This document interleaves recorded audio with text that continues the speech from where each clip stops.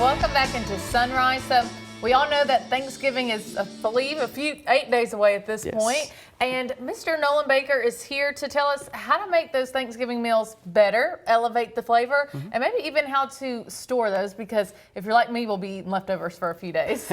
Yes, absolutely. So a lot of the times with Thanksgiving, you know, people get so used to using things like injectables, or, you know, not even seasoning their turkeys at all, which that's a crime right there. It is a crime, but I have seen it.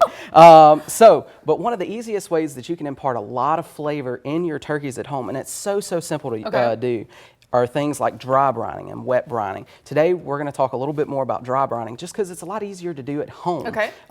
So right here I have about a cup of kosher salt.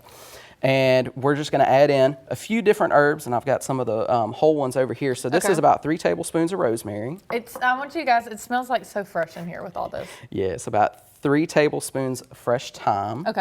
The same amount with sage.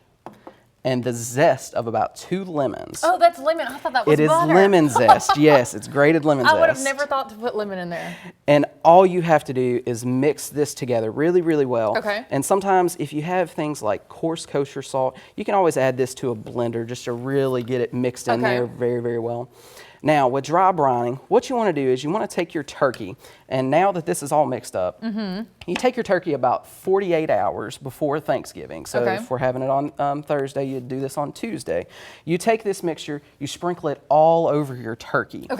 And I mean, really get it in there, because this is going to be the only, this is going to be the only thing that's going to season your bird. Yes, you're going to throw it in your fridge. And the good thing about dry brining, it's not going to take up any extra space, because that's one thing that we lose a lot during Thanksgiving is space in the fridge, the ovens. So with this, you leave it in there for about a day. And then the night before your Thanksgiving meal, you're just going to take it out of your fridge, uncover it with whatever you've covered it with, maybe plastic wrap, and just let it sit out in your fridge. And what it's going to do is that air that your fridge is circulating is going to go over your turkey, and it's going to dry it out just a little bit on the outside, and that's going to give you a nice crispy skin whenever you go into the oven. Because with things like injectables or wet brining, that's one thing that you miss out on, is a really crispy skin. So we always just kind of throw it to the side, and we want to, you know, we've spent a lot of time on our Thanksgiving dinner, so we want to enjoy it. And dry brining is a great way to do that. Now, if you ever have herbs that are left over, you know, like these big bundles of thyme, rosemary, sage, and thyme, what you can do is you can also add that to soften butter and put it underneath the skin, and that's just going to baste that turkey while it's in the oven. Now, with the dry brining, do we put any of this inside of the turkey, or is this all for the outside? Absolutely. So you want to season your turkey inside, outside, and all the crevices. You want to be sure to get every square inch of it with your dry brining mixture here. To me, it's crazy that we're adding all this flavor, and we haven't even turned on the oven right now. Exactly. That is amazing. That's exactly. It always starts with the first step, seasoning all the way through. And with your Thanksgiving dinners, a lot of the time, you know, things can fall flat. You know, like things aren't as exciting, like gravies. And that's just because people aren't imparting a lot of flavor in the beginning, or they're using a lot of prepackaged things.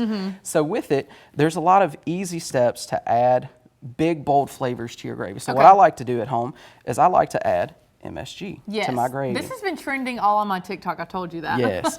And the MSG, all it's going to do is it's going to really ramp up a lot of those natural flavors that you have in gravy, like with beef or turkey gravy. So MSG is really going to help you out. But, you know, if you can't necessarily find this where you're at, there's a lot of naturally occurring things that's going to give you that umami flavor, like diced up mushrooms, like Worcestershire sauce. And it's stuff that we use every day. But this is just one of the easiest ways that I found out to really ramp up those sauces. And you said with MSG too, it's good for people who may have like high blood pressure, because you kind of have to use less, correct? Yes. So with MSG, it is a different form of sodium. So you're actually getting less sodium per gram, but 3 times the amount of flavor that you would naturally with normal salt.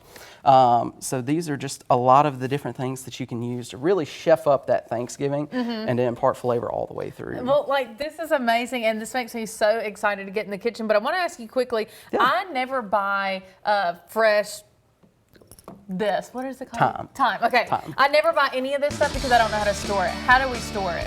So with things like fresh herbs, really just folding it up in a real damp paper towel, placing it in a Ziploc bag. A lot of these herbs are going to keep good for a few weeks at a time, really. And then you're saving money. And then you're saving money, and you've got a lot of fresh ingredients to get rid of a lot of that processed things that we use in our kitchens. Well, perfect. Thank you, Mr. Nolan, for coming in. We'll be right back.